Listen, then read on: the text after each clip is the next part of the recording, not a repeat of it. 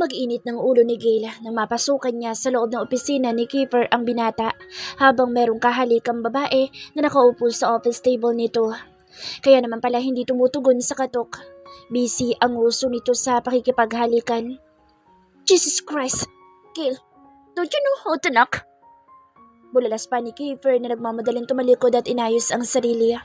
Nakabukas na kasi ang buckles ng bolt nito habang ang babae naman ay nakalilis ng skirt sa pagkakaupo sa mesa na agad na bumaba at inayos ang damit ng suot rin.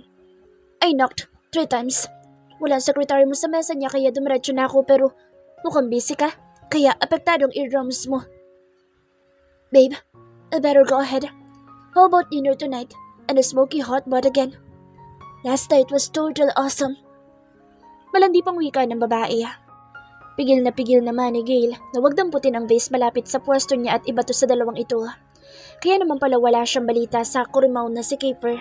Busy na ulit sa pambababae. Wala talaga itong kupas. Hindi na magbabago o magtitino. Tama lang talaga na naghiwalay na sila. Yun nangyari sa kanila.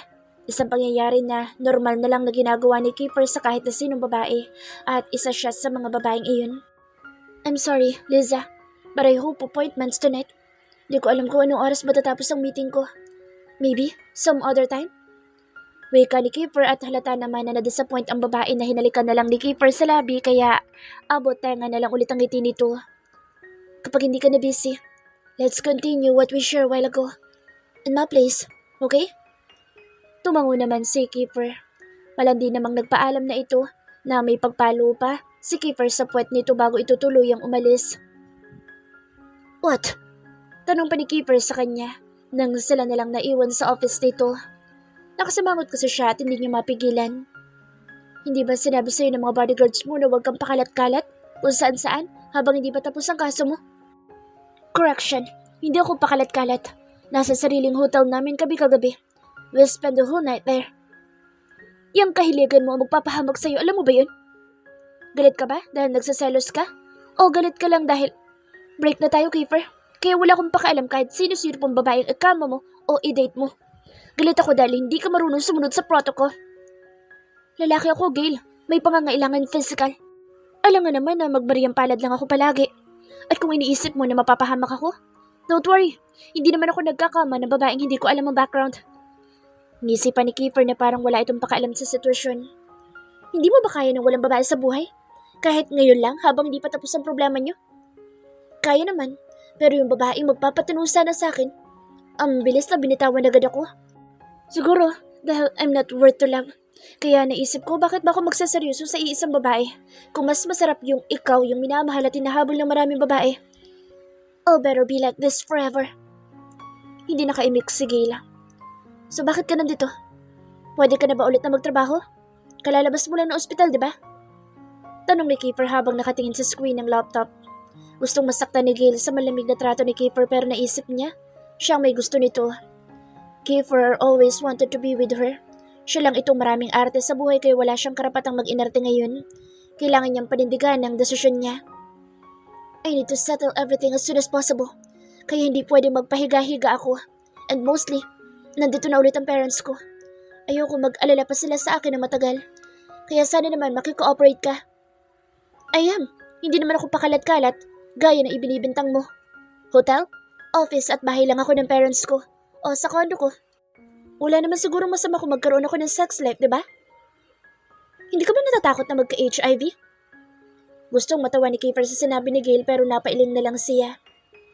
Don't worry, expert na ako sa safe sex. Magkokomento pa sana si Gail nang biglang may maalala pero hindi niya magawang isatinig. Hindi naman safe sex ang ginawa nila ni Kiefer noon.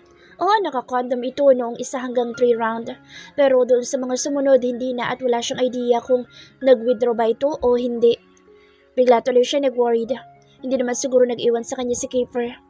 Takot na lang nitong makabuntis. Bahala ka sa buhay mo. Pero walang sisihan sa huli kapag may nangyari masama sa'yo. Baka sa akin na naman isisi ng mommy mo kapag nakapag-meet up ka na naman kay kamatayan. Don't worry. Rest assured na hindi na makikialam sa mommy. Well, mabuti naman. By the way, nagsalita na yung isang hitman. Hindi niya kilala yung kumuha sa kanila pero makikilala daw niya ang boses kapag narinig niya. In case na gusto mo maging witness sa session mamaya, pwede kang pumunta. Pero kung busy ka na naman sa anatomy ng kung sino-sinong babae, wala namang problema yun. Alis na ako. Kundi na lang, iisipan ko na nagsiselos ka. Habol ni Kiefer. Nahinto naman sa paglabas si Gale. Sandaling nilingon si Kiefer. Wala naman akong karapatang magselos, diba? Sagot lang ni Gale saka tuloy-tuloy nang umalis. Napabuga naman ang hininga si Kiefer sabay iling. Kiefer, I didn't expect you to come. Ani George na napatayo sa swivel chair at sinalubong ang binata. Have a seat. Ano may paglilingkod ko sa'yo? Nakangiti pang tanong ni George pero walang kangiti-ngiti si Kiefer na pranteng naupo na sunundan naman ni George sa maliit na sala ng opisina nito.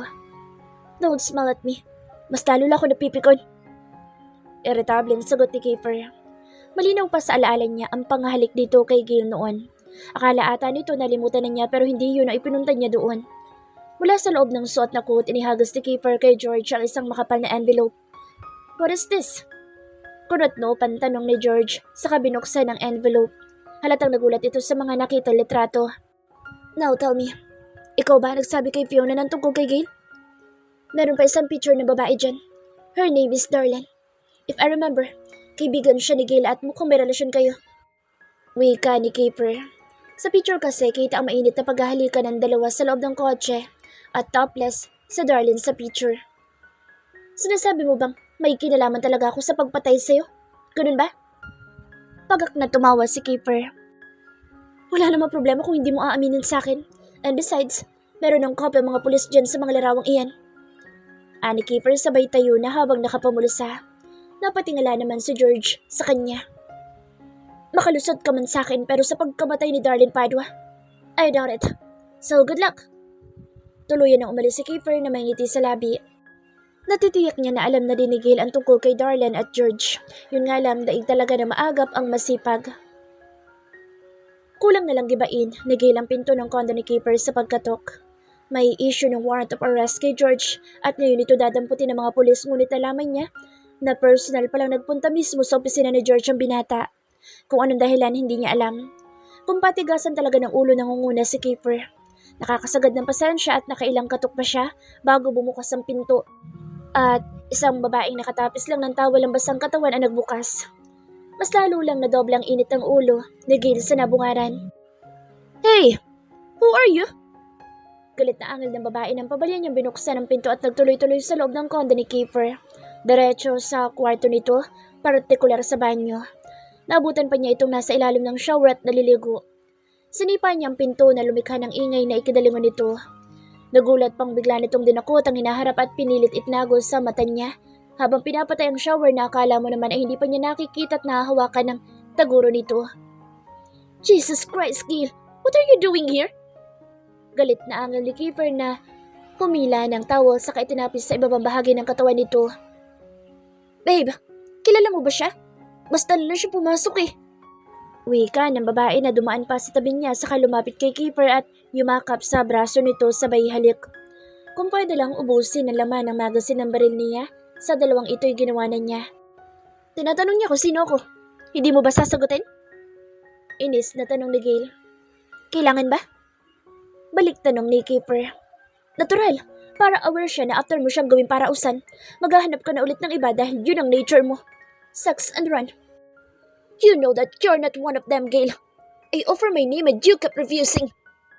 Galit na wika ni Kiefer, pero biglang natigilan na palingon sa babaeng katabi na lumuwag ang kapit sa braso niya. Saktong lingon niya, saktong lipad din ang kamay nito sa pisngi niya sabay walk out. Humabol pa si Kiefer sa babae na isa-isang sinimot ang nagkalat na damit sa sahig ng kwarto. Pagkasarado ng babae ng pinto, paglabas nito. Saka naman ngumisi si Kiefer na lumingon sa kanya. Thank you. You just did me a favor to get rid of her. Tama-tama ang dati. Napadaing si Kiefer ng suntukin ni Gale. Ito sa panga. Malakas iyon kaya nabaling ng husto ang leeg ng binata. Sa puwang panganan nilingon ni Kiefer si Gale. Is that the best that you can do? Mariina tanong ni Kiefer. Muli namang sinapak ni Gale si Kiefer. This time hindi na lang sapak. Talagang pinanggigilan niya ito. Sinubukan pa ni Kiefer na iwasan at pigilan siya ngunit kulang ang lakas at laki nito sa bilis ng galaw niya. Iba pa naman siya kapag galit. Mas lalong gumagaling ang combat skills niya. Tama na! Tama na, nagbibiro lang ako. Daing na ni Kiefer na panay na ang ubo habang nakaluhod sa sahig sa harapan niya. Wala nang nakatakip sa hubad nitong katawan. Hindi na namalaya ni Gale na nahubaran na pala ito. Marahas na napabugan ng hangin si Gale saka paatras na tumalikod. Nasa pinto na siya ng kwarto nang hilahin siyang pabalik ni Kiefer. That's so fast! Ani Kiefer. Bago pa makawala si Gale, itinulak na siya ni Kiefer pasandal sa may pinto saka siniil ng marahas na halik. Hindi magawang manlaban ni Gale. Inipit siya ng gusto ng malaking katawan nito sa pagitan ng pinto at katawan nito. Habang pigil-pigil nito ang mga kamay niya sa ulo na niya. Nalimpungatan si Kiefer na nagdilat ng mga mata nang wala na siyang makapas sa tabi niyang katawan. Tuluyan na siyang bumangon at inabot ang lampshade sa gilid ng kama bago inabot ang cellphone para tingnan ang oras. It passed midnight. Wala pang isang oras siyang nakakatulog. Natakasan na naman siya ni Gale. Marahas na napabugan ng hangin si Kiefer sa kanapasuklay ng buhok habang napapanguwi dahil sa masakit na katawan, especially ng mga kalmot ni Gale sa likod niya. Hindi naman mahaba ang kuko ng dalaga pero alam niyang sinasadya ni Gale na saktan siya dahil sa marahas na pag-angkin niya rito. Last night was totally blessed. Dahil pa niya ang gutom na leon nang angkinin niya ng 3 beses na sunod-sunod si Gale na hindi na magawang manlaban pa. Ang balak niya babawi siya after he drew her hard pero wala na ito. Nilayasan na naman siya. Natitiyak niyang hanggang langit ang galit ito sa kanya. After nang ginawa niya pero hindi na niya napigilan. Pinaghalong galit at pananabik ang pumupuno sa kanya kanina. Alam niyang nasaktan niya ito physically dahil sinubukan pa rin ni Gale na patigilin siya. Ngunit wala na itong nagawa ng purasahan niyang ipasok ang alaga niya sa lagusan nito. Dinig niya ang bawat daing ni Gale kasabay ng mga ungol nito na mas lalo nagpapabaliw sa kanya. Hindi niya ugali ang mamwersa ng babae pero kanina lang, unang beses niyang ipinilit ang sarili sa isang babae. Handa na siyang mahalin na lang sana ito kahit nasa malayo basta nakikita lang niya ang dalaga pero kanina, ang halik na dapat mapagparusa lang bilang ganti sa pambubugbog nito sa kanya, nauwi na sa mainit na tagpo. Nag-uwi siya ng babae sa kondo niya dahil masakit na ang puso niya sa kapipigil. Lagi na lang kasi laman ang isip niyang mainit nilang eksana ni Gale. Sinubukan niyang hanapin iyon sa iba't ibang babae, ulit, ngunit walang makapawi ng pananabik niya sa dalaga. Hindi siya masatisfied, kaya ang ending, hindi siya makapag-release, kahit gustong-gusto niya. Wala pa silang ginagawa na babaeng dinala niya sa kondo na hindi niya maalala ang pangalan. Na sa banyo pa lang magsimula na sila pero wala pa siya sa mood kaya sabay na lang silang naligo nang makarinig ng sunod-sunod na katok. Sa klase ng katok may kutob na agad siyang sigil iyon kaya inutusan niya ang babae na buksan pero ang hindi niya ina-expect papasukin pa talaga siya sa banyo ni Gale. Kaya naman lumapat na ang labi niya sa labi nito, wala na. Tuluyan na siyang nadarang at hindi na niya na kayang pigilan pa ang pangangailangan. Ngayon na lang siya nakapag-release ng sobrang sarap at hindi talaga siya makontento na hindi niya mapagsawaan si Gale. Nakaka-addict ang lambot ng balat nito at natural na amoy nitong amoy baby cologne lang na mas lalong nagpapalimot sa katinoan niya. Napaungol si Kiefer na magsimulang manigas na naman ang alaga niya kaya bumangon na muna siya para maligo. Tiyak nang hindi siya makakatulog nito kakaisip na naman kay Gale. Paano ba siya makaka-move on na tatanggapin na lang na hindi na siya babalikan ni Gale? Okay ka lang? Puna ni Zian kay Gale habang kumakain sila ng lunch sa isang sangyap sa resto. Bigla kasi siyang nag-crave sa inihaw na bacon na maraming cheese at kimchi. Mukha ba akong okay? Reklamo ni Gale. Hindi siya nakatulog kagabi na maayos. Masakit ang kipipay niya dahil sa walang hiyang si Kiefer. Maging ang mga hita at katawan niya. Daig pa niya ang dough na tinapay na minasa ng gusto ni Kiefer kagabi. At ang walang hiyang lalaki.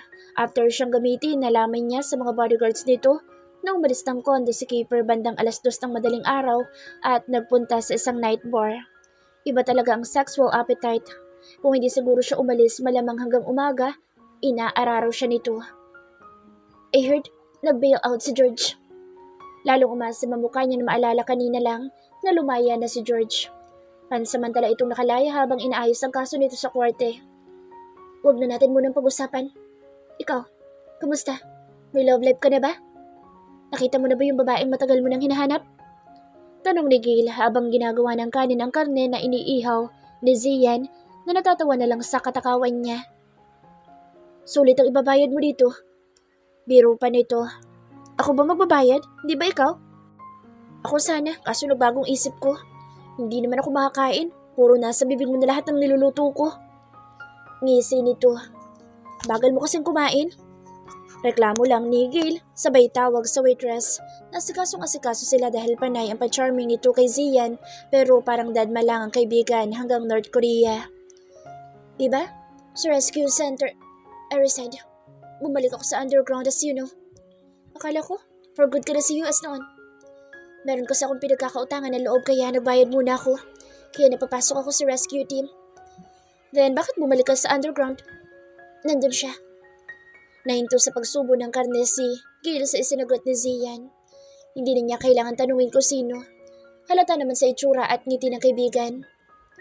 Sino siya dun? You don't know her. Wala ka na sa society nang pumasok siya. 130 na ang rank badge niya. Wika ni Zian. Napatango naman si Gail na nagpatuloy na ulit sa pagkain. Patingin nga ng picture.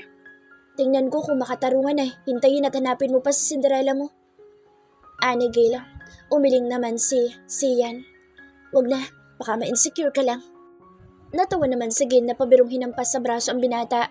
Hoy, baka hindi mo alam kung hindi ka nanonood ng TV or nagbabasa ng magazine. Brand ambassador ako na isang sikat na PBA team noon. At naging magazine cover din ang alindog ko. Kaya wag mo akong mamaliitin no. To the highest level ng beauty ko. Talaga? O ito pa, subo mo na lahat. Gutom ka pa yata eh.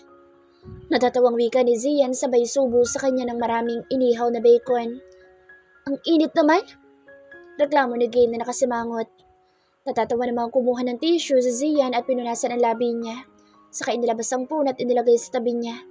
Natawa si Gail kasabay ng napamura. Binawi naman ni Zian ang phone at itinago sabay ngisi. Kung noon pa sinabi na sa Timara pa lang hinahanap mo ay di sana. How sweet! Bakit hindi mo ako ginisig kagabi para naihat kitang pauwi? Masyado mo akong Oh! Dahil ni Kiefer nang mabilis na tampalin ni Gail ang bibig ng binata sabay tingin kay Zian. Sorry, Z. Alis na kami. Ikaw na bahala magbayad. Ani Gail na pilit ay tinutulak si Kiefer na basta na lang naupo sa tabi niya. Hindi mo ba ako ipakikilala sa... I'm Kiefer. I'm just nobody for her. But we made love several times last night. Garapal na sagot ni Kiefer. Pakiramdam ni Gail, tumirik na lahat ng balahibo niya sa katawan sa sinabi ng binata. Lalo pat, halatang nagbabadya ng tumawa ng malakas sa Zian. Well, congratulations. You just... Shut up, Z! Pinandilatan niyang kaibigan sa kapurasahan ng pinagtulakan si Kiefer palabas ng resto. Pinagtitingi na naman sila ng ibang customer. May ilang nakakakilala kay Kiefer na hinarang pa ang binata para magpa-autograph pero humingi lang ito ng paumanhin at mabilis na lang naniyakap ang ilang fans na humarang sa kanila. Ibang klase ka rin din ano? Simpleng-simple kang lumandi. Kanina pa ako nanonood sa inyo. Pero parang kayo lang ang tao sa mundo at hindi man lang gumagalaw yung laig mo para lumingon na may ibang tao sa paligid nyo. Angel ni Kiefer habang naglalakad sila patungo sa parking lot. Kulang na lang pati ang lalaking yun, kainin mo na. Angel pa nito. Oh, ano naman sa'yo kung kainin ko lalaki yun? Pinakaalaman ba kita kapag kumakain ka ng ibang babae, ha? At sino may sabi na may pakaalam ako? Sinasabi ko lang kung anong nakikita ko at posibleng nakikita din ng ibang tao. Kaya babae mong tao, makatawa ka wagas. Inis na nilingon ni Gail si Kiefer. Makatawa wagas? Wala akong maalala na tumawa ako ng malakas doon sa loob. Kumakain lang ako sa loob. Baka naman ibang babae nakita mo. Ang isang babaero kasing tulad mo, iisa na ang tingin sa mga babae. Hindi ako babaero, no? Choosy pa rin naman ako. Kapag sinabing babaero, lahat na lang pinapatulan. Yung kasama mo siguro ang babaero. Halata naman sa ilat siya ng pagmumuka. Ang sabihin mo, insecure ka lang dahil lamang na isang paligo sa'yo si Zian. Bakit ako mai-insecure sa... Pwede ba manahimik ka na? Nakakapiko na yung bibig mo. O bakit? Sasaktan mo na naman ako?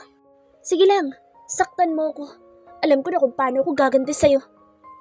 Hamon pa ni Kiefer na agad na lumapit kay Gail na napahinto sa paglalakad kaya halos magdikit na ang mukha nila sa sobrang lapit nito. Aangilan sana ni Gail si Kiefer pero nahinto sa pagbuka ang bibig niya nang biglang parang humapdil sa sikmura niya. Ilang segundo pa, hindi na napigilan ni Gail. Napasukan na siya sa mismong harapan ni Kiefer na Natulala pa ng una habang nakatingin lang sa dalaga. Ano ba, Kiefer? May ubo ka ba sa utak? Nasa trabaho ako, nagugulo ka. Inis na angelo ni Gail. Hindi kita guguluhin kung sumama ka lang sana sa akin kahapon. Tumarak ang mata ni Gail after niya magsuka at ilabas lahat ng kinain niya sa Korean resto. Pilit-pilit siyang niyaya ni Kiefer sa ospital nung una. Hindi niya alam kung anong dahilan nito pero nang isigaw nito na baka buntis daw siya, saka lang siya nakarelate. Saka siya tumawa pero deep inside, bigla din siyang kinabahan. Sa totoo lang, siya lang ata ang babaeng walang pakialam sa monthly period niya. Hindi niya tinatandaan kung kailan siya meron o kung kailan siya magkakaroon dahil wala naman siyang lalaki sa buhay. Nawala sa isip niya na may nangyari na nga pala sa kanila ni Kiefer. Maraming beses na at nadagdagan pa iyon ng nakaraang gabi. Ayaw niyang isipin na buntis siya pero hindi talaga siya nakatulog kagabi. Kakaisip kung kailan ba siya magkaka-menstruation. Pilit niyang inaalala kung kailan ba yung huling dalaw niya pero hindi niya maalala. Ayaw niyang gumamit ng PT. Natatakot siya sa resultang makikita niya. Mas nakakatakot pa iyon kaysa makipaghabulan siya ng barilan sa mga masasamang tao. Kung ano-anong pumapasok sa isip niya mula pa nang sabihin ni Kiefer na baka daw buntis siya. Naisip niya, ano sasabihin sa kanya ng parents niya? Matanda na siya pero sa conservative na pamilya siya lumaki. Alam niyang uso na ngayon ang babaeng buntis kahit walang ama. Kaya na ba niya maging mommy? Kung magkakababy na siya, kailangan niyang iwan ang trabaho niya bilang pulis. Kababalik pa lang niya sa serbisyo at talaga namang nagagalak siya dahil pagpupulis talaga ang gusto niya. Ngayon kung buntis siya, hindi naman niya gusto ipahamak ang magiging anak niya. Kaya mapipilitan siyang umalis sa trabaho. Sa kakaisip mula pa kahapon, sumakit lang ang ulo niya at daig pa niya ang may hangover. Dumagdag pa ang pagsulpot ni Kiefer sa headquarters nila. Hindi sabi ko buntis, okay? Mariin niyang wika sa mahinang tinig after magpalingon-lingon muna sa paligid. And prove it! Ani Kiefer sabay abot sa kanya na isang paper bag na may kalakihan na hindi niya na napuna na bitbit nito. Kumunot ang noo na kinuha iyon at sinilip ang loob. Gustong matawa ni Gail sa mga nakikita. Isang katarbang pregnancy kit na iba't ibang brand. Kailangan mo na magpa-check up. May tama na talaga yung kukwate mo. Pasmado na yung utak mo, Kiefer. Iling ni Gail na ibinabalik kay Kiefer ang paper bag pero hindi tuminag ang binata. Mamili ka. Gagamitin mo yung lahat? O sasabihin ko sa happy nyo na buntis ka at magre-request ako na tanggalin ka sa kaso ko na ikaw ang umahawak? Natameme si Gail. Hindi niya akalain na darating ang araw na magagawa siyang i-blackmail ng nilalang na ito. Napapikit na lumapit ng husto si Gail na halos magkadikit na ang katawan nilang dalawa. Saka masama itong tiningnan. Wala namang kurap si Kiefer na diretso ding nakatingin sa kanya na para bang nakikipagsukatan talaga ito ng tapang sa kanya. Gail! Sabay pa silang napatingin ng binata sa kaliwang bahagi nang makarinig ng pagtawag. Pa! Gulat na bulalas ni Gail nang makita ang ama kasama ang mama niya bit-bit ang mga shih tzu nila. Pakiramdam niya mas lalo sumakit ang ulo niya. Masama ang tingin ng papa at mama niya kay Kiefer na agad na dumistansya sa kanya. Saka nagyuko ng ulo at nagbigay galang sa mga ito na inirapan lang ng parents niya. Napakaaga mo naman yatang ginugulong anak ko, Mr. Guevara. Wika ni Greg. Hindi po pa. Nagpa-follow up lang po siya sa case. Pagsasinungaling ni Gail sabay lingon kay Kiefer at pasimple itong pinandilata ng mata. Bakit nga po pala kayo pumunta dito? Di ba sabi ko, huwag kayo lalabas ng bahay kung hindi naman importante? Sita ni Gail sa magulang. Hindi ka umuwi nung nakaraang gabi. Pati kagabi hindi ka rin umuwi sa atin. Kaya nag-alala na kami ng papa mo. Kaya kami na pumunta sa'yo dito. Kasama namin ang mga bodyguard na binigay mo and dinalhan ka na namin ng breakfast. Wika ng ina sabay na patingin sa hawak niyang paper bag. Mukhang nadalhan ka na ng breakfast Huwag mo nang kainin yan. Give me that. Wika pa ng ina na akmang aagawin ang paper bag na hawak niya nang mabilis niyang nailayo sa ina sabay ngiwi. Hindi to breakfast, ma. Piece of evidence ito na gagamitin sa isang case. Idinaan lang po dito na isang co-workers ko. Pagsasinungaling ni Gail na gusto ng kumaripas ng takbo.